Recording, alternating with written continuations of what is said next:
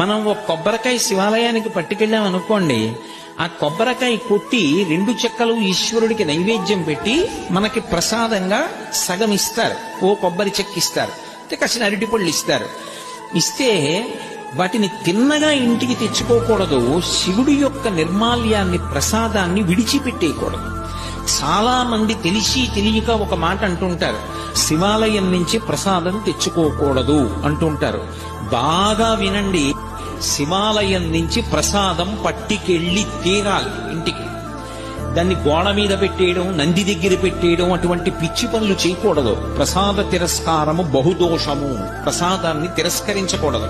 అందుకే అన్నవరం సత్యనారాయణ స్వామి కథలో ప్రసాదాన్ని తీసుకోకుండా ఆ పిల్ల భర్తని చూడ్డానికి వెడితే పడవ మునిగిపోతుంది.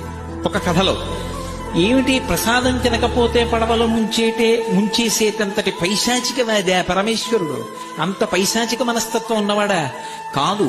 ప్రసాదము అంటే అనుగ్రహము, ఈశ్వరానుగ్రహము ప్రసాదం రూపంలో లోపలికి వెళ్ళి అందులో 6వ వంతు మనస్సుగా మారి మనకున్నటువంటి సమస్యలకి కావలసినటువంటి పరిష్కారం అదే మనసులో బుద్ధి నిర్ణయించి ప్రచోదనం చేస్తుంది. ఆ ప్రసాదం లోపలికెడితే సమస్యకి పరిష్కారం లోపల పుడుతుంది. అలా ఆ ప్రసాదము ఈశ్వరానుగ్రహము కనుక